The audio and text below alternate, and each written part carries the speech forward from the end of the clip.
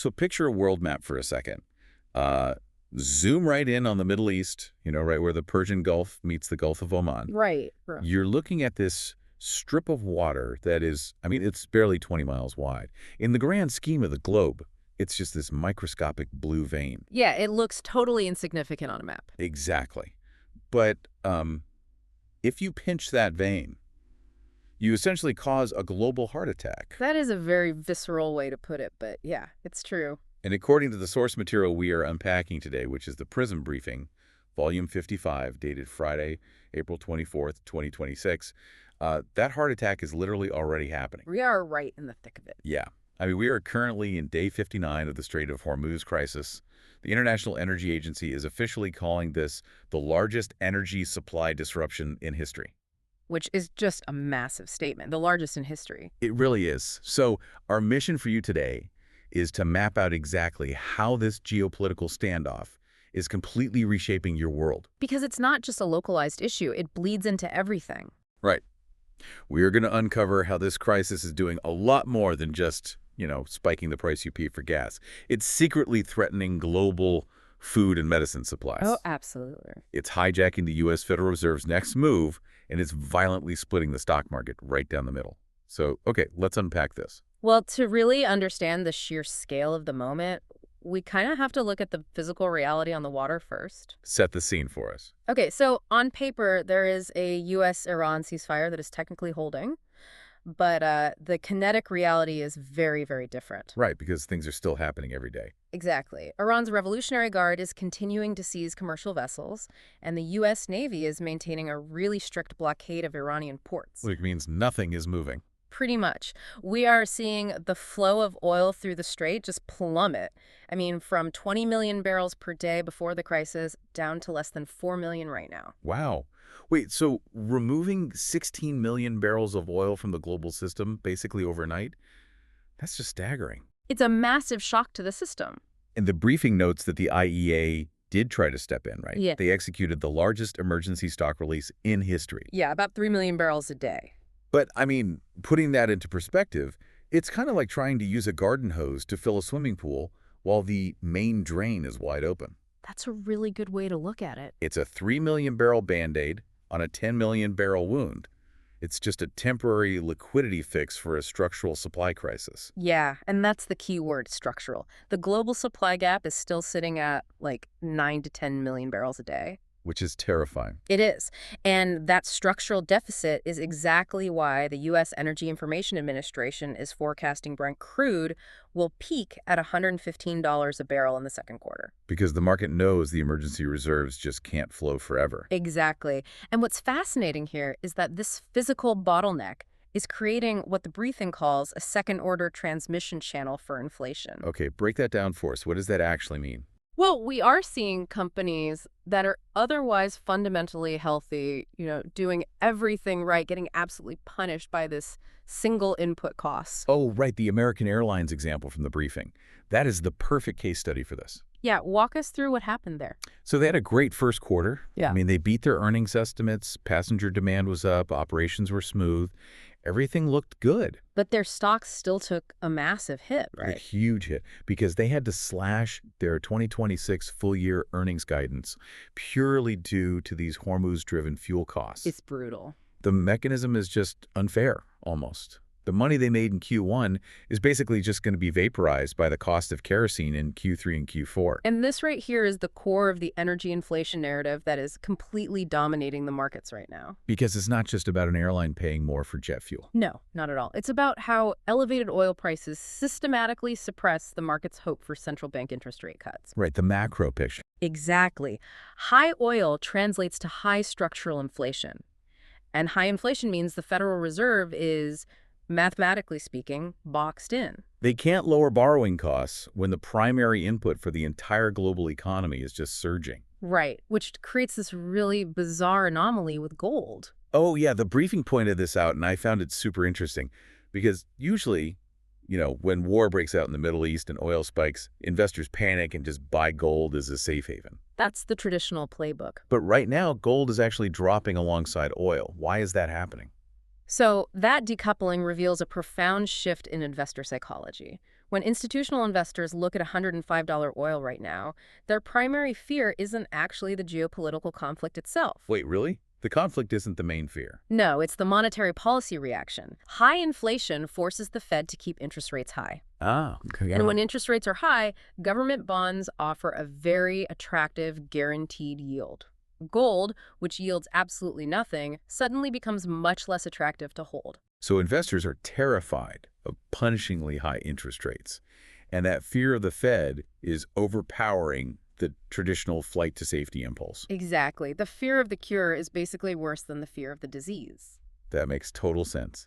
But I want to pivot a bit because this transmission of inflation goes so much deeper than just fuel and interest rates. Oh, absolutely. It seeps into everything. The briefing brings up this incredibly overlooked victim of the blockade, something that bypasses the stock ticker entirely and is going to hit you, the listener, directly in your daily life. We're talking about the supply chain, right? Yeah. The Persian Gulf is universally known for crude oil and liquefied natural gas, but it's also a massive critical hub for medical chemical precursors and industrial gases. The downstream chemical feedstock risks here are just immense. I don't think most people realize that. They don't. We tend to think of pharmaceuticals as this really clean biotech industry. But at a fundamental manufacturing level, it is a chemical processing industry. Right, you need the raw ingredient. Exactly. You cannot manufacture complex, innovative drugs if you cannot source the foundational chemical compounds. And if those raw materials are trapped behind a naval blockade in the Gulf, Then the base cost to synthesize and produce every single pill inevitably goes up. the briefing highlights Chinese pharma giant Hengrui as an example of this tension. I mean, Hengrui just reported a record Q1 net profit surge of over 21%. Which is huge. Yeah, it shows the demand for innovative medicine is absolutely there. But beneath that top-line success, the entire pharmaceutical supply chain is sweating about where their next batch of chemical precursors is coming from. And what that profit surge proves is that the demand for healthcare is inelastic. Meaning what, exactly, for those who might not know? It means no matter how expensive the broader economy gets, people still have to buy their prescriptions. You cannot budget your way out of needing a life-saving medication. Right, it's not a luxury you could just cut back on. Exactly. But because that demand is inelastic, any increase in raw material costs due to the blockade will eventually be passed down To the consumer, right? to the consumer or the healthcare system. The drug companies will protect their margins, so the patient or the insurer will just have to absorb the shock. That is rough. But wait, if the medical supply chain is this exposed, what about the global food supply? Because the numbers in the briefing regarding fertilizer are, frankly, terrifying. They are definitely flying under the radar. Over 30% of the world's urea trade and about 20% of the global ammonia and phosphate trade pass through the Strait of Hormuz. And timing is everything here. Yeah, we are right in the middle of the Northern Hemisphere spring planting season. If almost a third of the world's urea is trapped behind a naval blockade right when farmers need to apply it to their fields, It's a huge problem. why is the financial market hyper-fixated on crude oil then? Are traders just completely blind to agriculture? Well, the market is incredibly myopic because of how information and pricing mechanisms actually work. What do you mean? So the transmission mechanism for crude oil is virtually instant. A tanker gets seized by the Revolutionary Guard, algorithms read the headline, and the oil futures ticker flashes red like 5 seconds later. Okay, so it's immediate panic. Right. But agriculture operates on a physical, seasonal lag. Walk us through that timeline. How does a trapped ship of urea today become a crisis later? It happens in slow motion. First, the farmer in a developing nation cannot secure affordable fertilizer this month, so they apply less of it to their fields. But the crop still grows. Exactly. The crop still grows, so there is no immediate panic. But 3 to 4 months from now, during the harvest, the crop yield is significantly lower than projected. I see. Then, a month after that, the global commodity markets recognize the physical shortage of wheat or corn, and wholesale prices spike. And then it hits the grocery store. Right. A month or two after that, the food manufacturers pass that cost on to the supermarket. It takes over half a year for a shortage of urea to result in a higher price for a loaf of bread. So while people are agonizing over the oil ticker today, a severe cost of living crisis is quietly maturing in the soil. And it will hit the produce aisle just as consumers feel their budgets are already stretched to the breaking point. Man, that lag in agricultural inflation creates a massive headache for the one institution supposed to keep prices stable, which is the Federal Reserve. Oh, they are in a terrible spot right now. They have to decide right now whether to react to today's oil prices or tomorrow's food prices. Yeah. And according to the briefing, this incredibly delicate balancing act is being complicated by a severe political standoff in Washington over who actually gets to run the Fed. We are seeing the intersection of macroeconomic crisis and pure Washington gridlock. There is just intense leadership uncertainty at the central bank. Yeah, and just to set the facts out clearly from the briefing, without taking any political sides here, Kevin Warsh has been nominated for Fed chair. However, his nomination is currently blocked in the Senate Banking Committee by GOP Senator Tillis.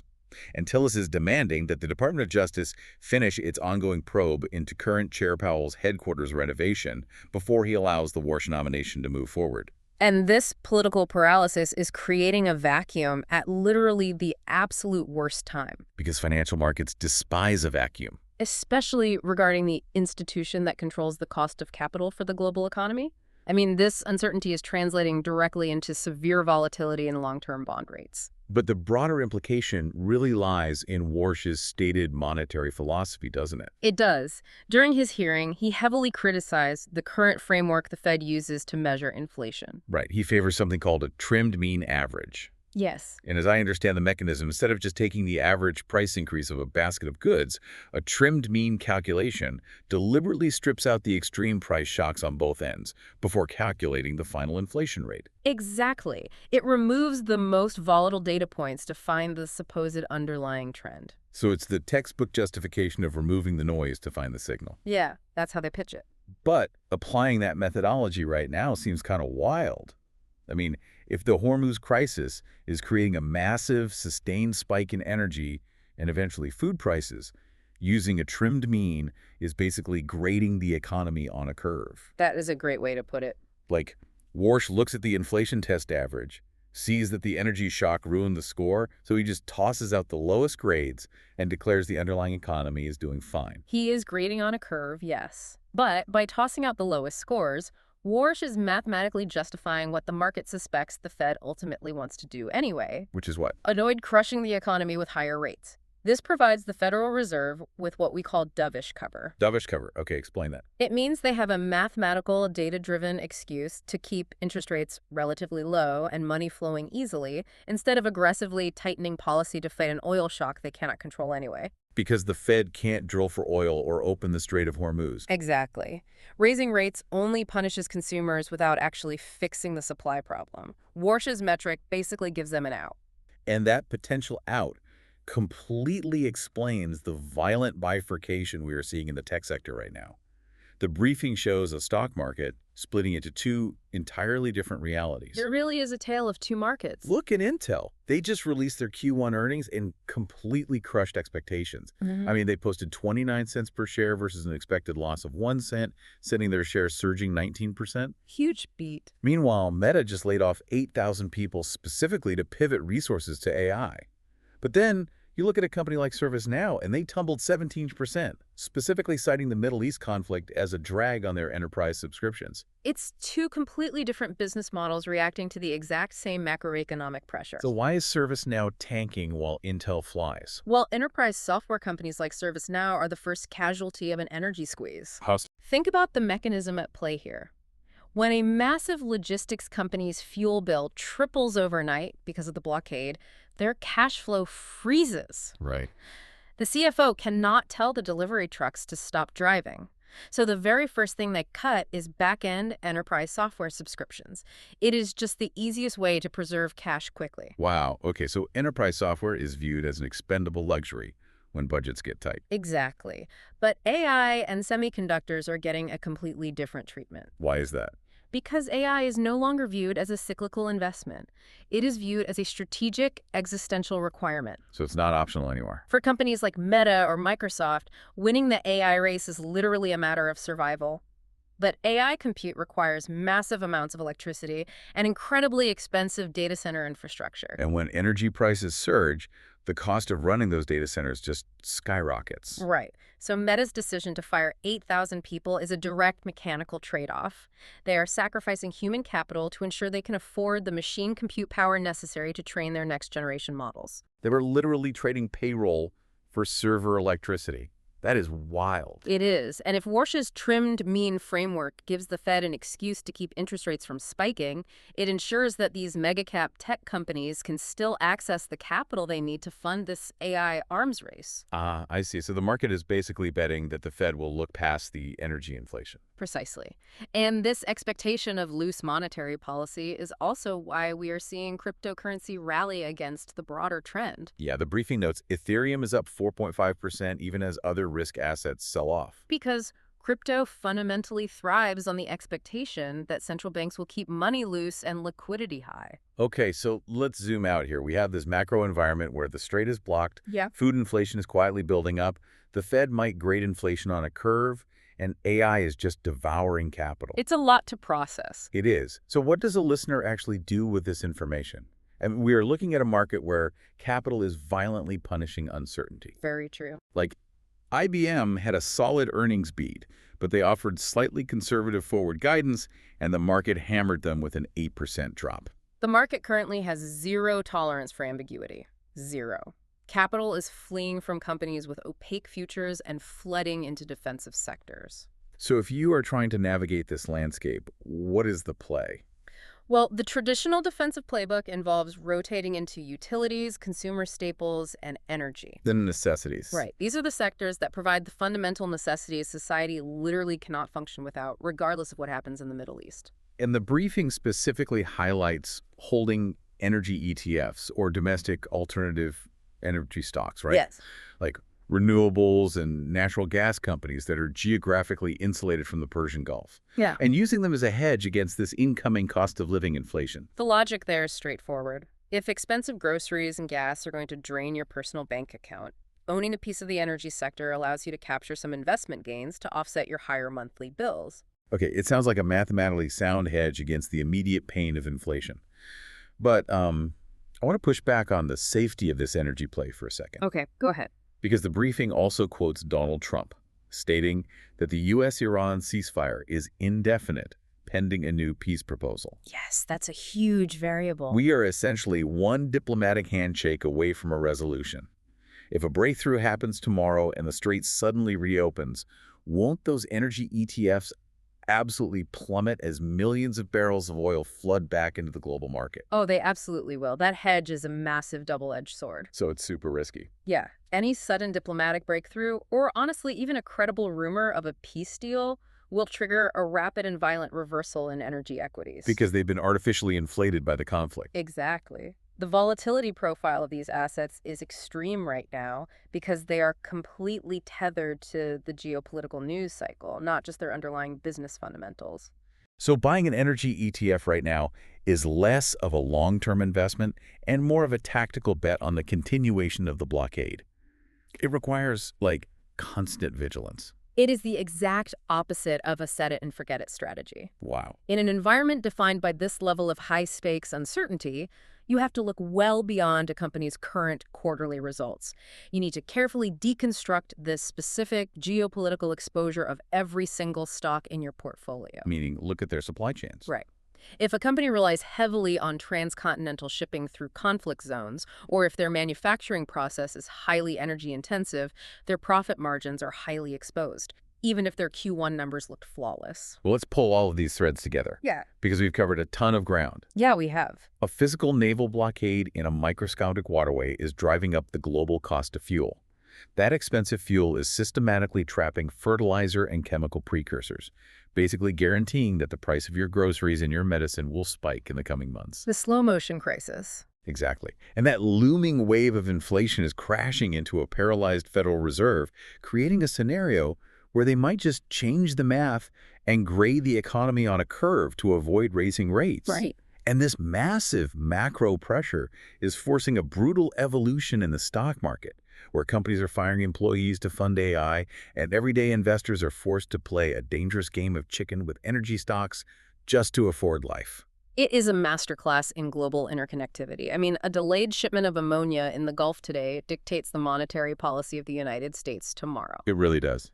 And honestly, it raises a much larger systemic question that builds on everything in the briefing. Oh, I love a good lingering thought to close us out. What should we be watching for? Well, the briefing touched on the fact that logistics costs are systematically rising as global shipping conglomerates are forced to bypass the strait entirely. Right, they had to take a long way around. Ships are being rerouted thousands of miles around the Horn of Africa, or companies are pouring capital into complex Central Asian land corridors. Just to avoid the conflict zone. Exactly.